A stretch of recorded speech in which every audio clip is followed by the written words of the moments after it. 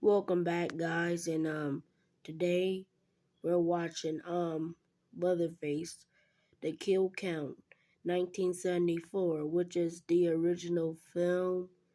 Like, I don't know if the 2006 one is the original film. I really don't know because the 1974 one doesn't show its origin. I really don't know nothing about Leatherface. I just know that he wears people's face and kills people with a chainsaw. I heard he killed over 100 people or something. But anyway, we're going to go to the Dead Meat podcast and check out the original 1974 film. Subscribe to Dead Meat if you know him. If you know Dead Meat, you'll subscribe to me. This is what I'm talking about. The man right here. Yes, the man right here. Look at him. Man right here. Yes, I thought this was the original one. I watched some of this, and it shows this origin story. And I was watching some of this, but this was made in 2006, and this was made in 1974, and this is just all his kill counts. The 1974 one, the 1986 one, the 1991, 1995, 2003, and 2006 reboot is the one I'm talking about. The 2013 one, let's count. That's 1, 2, 3, 4. Leatherface had about, that's the first one, second one, third one, fourth one, fifth one, 2 reboots, sixth one, seventh one, eighth one, ninth one. But this was supposed to be the ninth one, so this had to be the 15th film of Leatherface because he's in Mortal Kombat, Dead by Daylight, so we really don't know. So we're gonna check Dead Meat out and watch the podcast, I guess. Alright, we're watching them.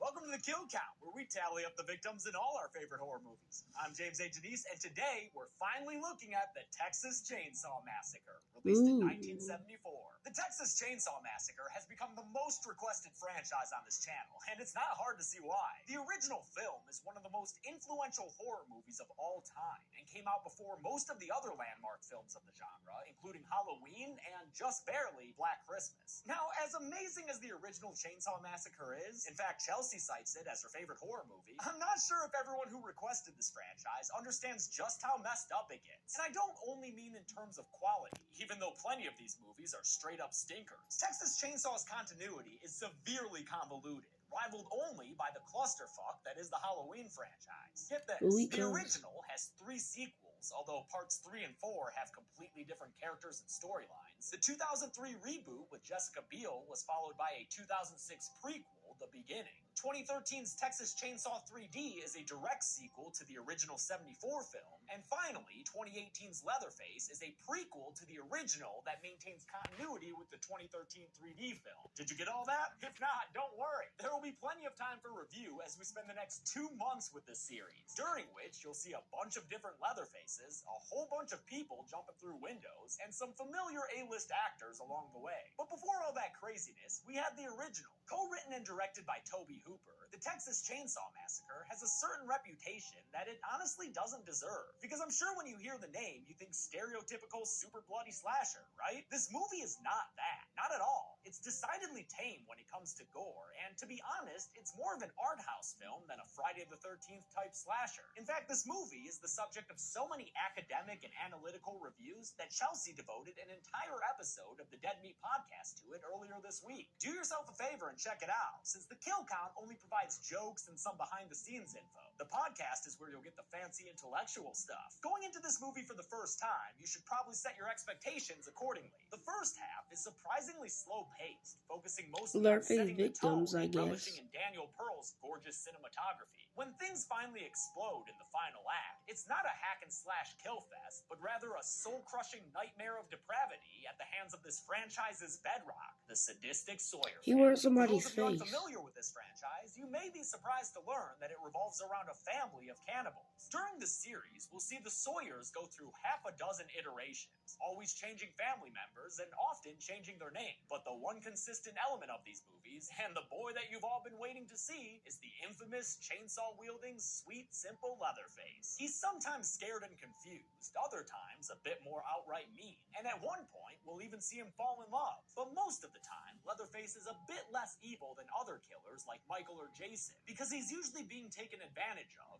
and ordered around by the rest of his much more malicious family members. Now, with all that table setting out of the way, let's finally start the meal and get to the Texas Chainsaw Massacre's kills.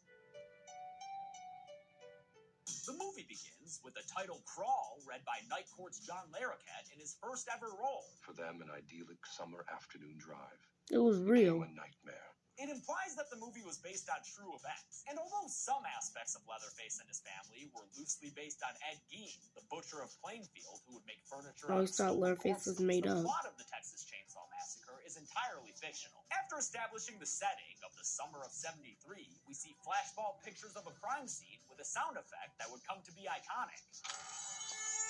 It's used to great effect here, which will not be the case in some of the sequels. The crime scene snapshots lead into a strangely beautiful long shot of a desecrated corpse in a cemetery, as a radio broadcast reports a recent spree of unsolved grave robbings near the fictional town of Newt, Texas. This intro is all very understated and eerie, as is the title card and the opening credits. Like, seriously, is that the friggin' sun? What does that mean? It feels like I'm back in film school, but in a good way. We come out of all of that onto an armadillo in Texas. Always thought it was pronounced Amarillo. Driving down these Texan roads is a van full of youngsters and this 30-year-old Disco Stew-looking dude who's pretending that he's still in his 20s. Don't worry, buddy, I can relate. Horror's first ever finder, Sally Hardesty, is traveling to her grandfather's grave to make sure it hasn't been robbed as part of that spree the radio was talking about. While a local takes her to check on it, her wheelchair-bound brother Franklin has to hang back and listen to an old-fashioned horror harbinger of doom. I see things. Oh yeah? What do you see, Belle? Besides the bottom of that bottle. On the way to their old family home, the kids pass a slaughterhouse where Franklin says their grandpa used to work. He goes into detail about the cattle killing procedures to this dude Kirk and his girlfriend Pam, who's the kind of gal who will ask you what your sign is 5 minutes after she meets you. Saturn's a bad influence. It's just particularly a bad influence now because it's in retrograde. They see a hitchhiker on the side of the road and decide to pick him up because it's too damn hot for a person to be just walking around here. The hitchhiker, played with a terrifying unstableness by Edwin Neal, says his whole family works in the meat industry, and inside his little neck knapsack, he's got the pictures to prove it. Those are, real nice guy. He ends up grabbing Franklin's pocket knife right out of his hand and uses it to cut himself, all while some wonderfully jolly music plays on the radio. Aren't road trips the best? Edwin Neal's memorable performance as the hitchhiker was modeled after his nephew, who was diagnosed with paranoid schizophrenia. Though, as he noted in an interview about it, his nephew was never once violent. Lots of horror movies, this series especially, use people with abnormal psychologies as villains. But it's always important to remember that in real life, those people are more often victims than perpetrators of violence. The hitchhiker takes a picture of Franklin and tries to force him to buy it. $2. It's a good picture. But when the kids say no thanks, he gets upset and lights the picture on fire with some gunpowder. As if that wasn't bad enough, he then takes out a straight razor and cuts Franklin's arm with it. That finally well, you cut a disabled person. Out, and the kids drive away as he marks their van with his blood and blows raspberries in their wake.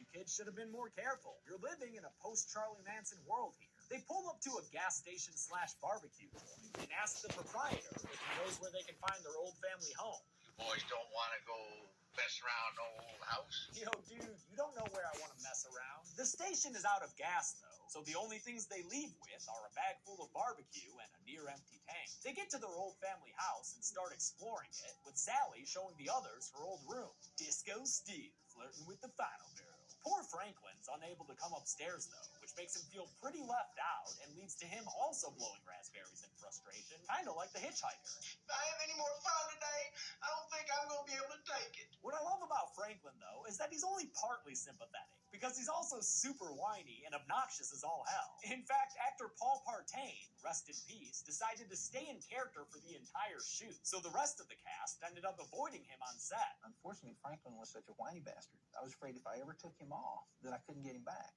And so I kept him on. Yes, it was real effective. We're ready to kill each other. Pam and Kirk head out to an old watering hole, only to find it's been dried up. But then they hear an engine running at a nearby farmhouse and head over there to see if there's any spare gas that they can buy for their van. Judging by the car park they find in the backyard, these kids might just be the luckiest travelers in all of Texas. Or at least that's probably what they're thinking right now. They go around to the front porch, where Kirk finds a nasty tooth that he puts into Pam's hand. She don't want no tooth fairy money and storms off, while Kirk's manly knock accidentally opens the front door. Not too much to look at inside, unless you're a big fan of taxidermy and Twin Peaks. Oh, and pig squealing? Kirk happens to love all three of those things, so he steps inside for a fun time, only for this to happen.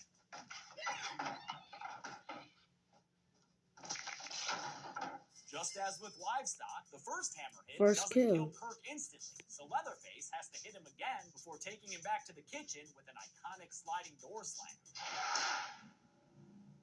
Game over, Kirk. Outside, You never got to see my face on. Disappeared, and we get another iconic shot that follows her from a low angle as she slowly approaches the house. This shot was a last-minute idea by cinematographer Daniel Pearl that the producers tried to nix since it wasn't on the shot list. Tobe Hooper overrode the producers, and it's since become one of the most famous shots from the film, even if actress Terry McMinn wasn't a big fan of it at first. And then I saw in CinemaScope and Technicolor my cheeks right in the screen, and I was completely horrified for years. She has since come around to it, though. I'm laughing now because now I think it's great. Get back up there. Just like Kirk, Pam also lets herself into the house, which kind of makes this a home invasion movie if you look at it from Leatherface's perspective, especially when Pam starts tripping all over the place and trashing his stuff. Come on, Pam, this is their very important chicken room. They keep their best bones in there. And don't even think about sitting on that Skelefuton. That thing's on loan from Guillermo del Toro. All of the crazy bone art in this room and throughout the movie. Bruh, you don't keep a clean house, Leatherface. Who also taxidermied an actual armadillo corpse for that shot in the beginning of the film. Bob Burns was one of the most pivotal players in this movie's success. He would literally drive around to It is local pitiful, farms, gathering like actual animal bones to make all these Sawyer family props. Without him and his creepy decorations, this movie wouldn't be half as effective as it is. After taking a long, slow-ass motherfucking look at all the horrors surrounding her, Pam finally decides to go on and get, only to run into Leatherface on her way out. Yet another classic moment occurs when he grabs her on the porch and heaves her back into the house. And it only gets worse for Pam when he takes her to the kitchen and uses a meat hook